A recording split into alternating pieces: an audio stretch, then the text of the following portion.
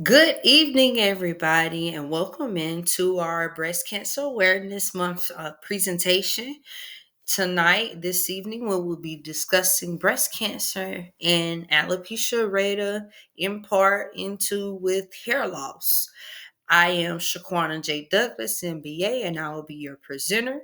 On the behalf of SNS Custom Scriptorium and Hair Loss Clinic LLC, I would like to disclose that we are partnered with ACS, American Cancer Society, and that the information that will be disclosed can be located on acs.org. I will drop the link for this video presentation at the end on our social media platforms.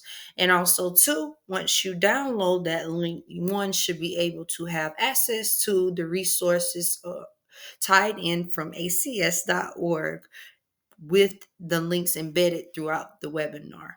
So without further ado, I am going to present the objective for tonight's presentation.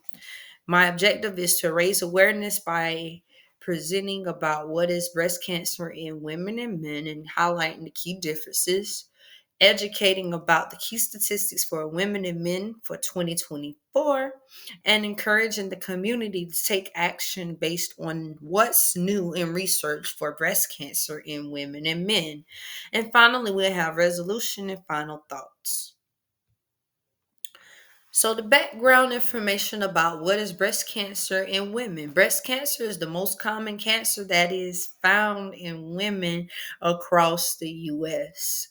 It begins typically in the milk glands and the tube ducts of the nipple for women, and it replicates uncontrollably.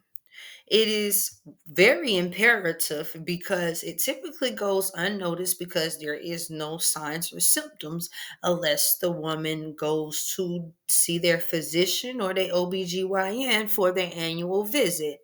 So this is in part two why mammography screening is very important. And needless to say, it is now mostly covered by insurance, even if you're not of age of 50, because of this reason alone. Other thing I would like to highlight is if one is having persistent change in breast, should be evaluated by a physician. That means if that's a primary care doctor, emergency care doctor, or a gynecology doctor that just specifies in the gynecology parts of it, not the obstetrics as well. Okay. What is breast cancer in men? Well, it is relatively quite the same. The main difference between the two I would like to highlight here is the examination process. In women, breast cancer is typically diagnosed by mammography screening, whereas breast cancer in men is characterized by diagnosis of x ray and is usually typically felt by a lump. The tumor is malignant at the time of diagnosis and it can grow and invade surrounding and metastasize in distant areas of the body, such as the prostate gland, and the male genital areas. And to learn more about how cancer starts and spread, one can visit What is Cancer? Here on this slide, we have two items here. One, I have a story from James. He is rewriting cancer. And he discussed about the adversities that he has faced and racial disparities as he sought out solutions in diagnosing the cancer that he had. And nevertheless, once he got the solutions, he is now deemed to be cancer free. And as he's currently doing, he enjoys thoroughly educating students and the community about breast cancer awareness. We also have here where you can take the quiz for pre-screening and diagnosis of breast cancer for men and women. The key statistics for breast cancer in women compared to men overall for 2024. This is where I will move to the next objective of educating the community of what the estimated statistics were at the beginning of the year as this report was released January 14, 2024, but now it is October 29th, 2024. So they estimated 310,720 new invasive breast cancers and 56,500 cases of ductal carcinoma in situ that would have been diagnosed among women in the US, an additional 2,790 cases that would have been diagnosed in men. Also for 2024, they estimated approximately 42,350 women and 530 men that were expected to die or mortality from the breast cancer from breast cancer, I apologize, with being untreated. Here again, key statistics for breast cancer in men. I would like to highlight here. Here we have on a single slide because the men American Cancer Society alone just estimated for men to be approximately 2,790 new cases involving breast cancer that would have been diagnosed, and 530 cases that would have resulted in mortality. Okay. And on this second bubble here, we have a few facts that I would like to highlight here. Breast cancer is about 100 times less common among white men than among white women. And it's about 70 times less common among black men than black women.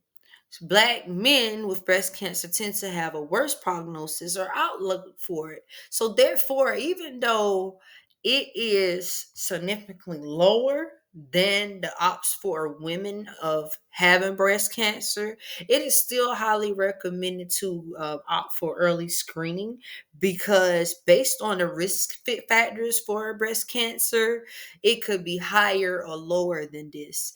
And one can visit the American Cancer Society Statistic Care Center for more key statistics in 2024 alone, if they, for a more detailed description for race, nationality, and origin.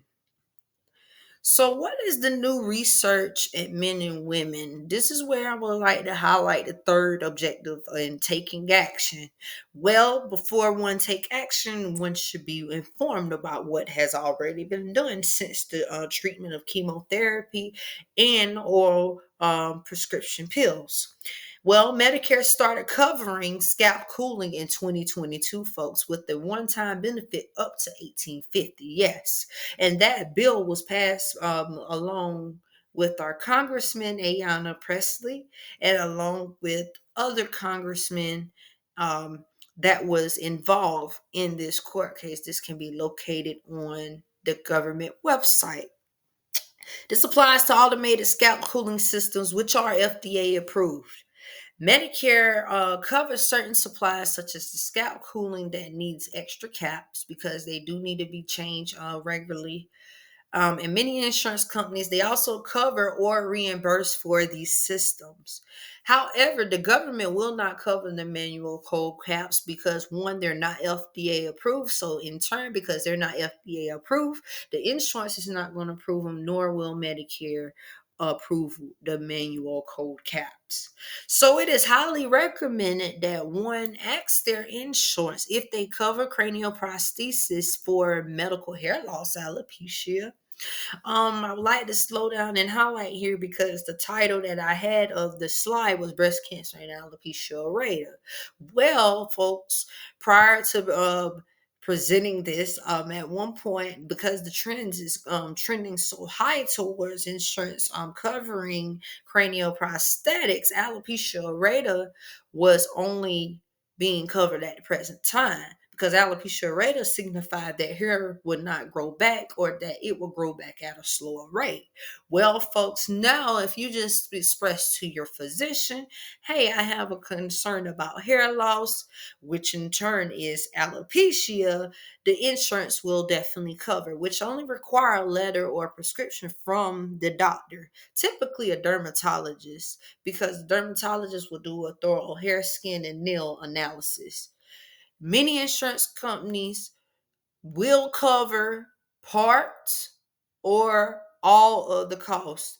They may even reimburse you for the wig or the cranial prosthetics after you purchase it. So if you have to come out of pocket and then have to pay a certain percentage, then therefore the insurance will pay. So let's just use, for example, on the last, well, at the last previous bullet that I presented, at the top in regards to Medicare covering scalp cooling, $1,850.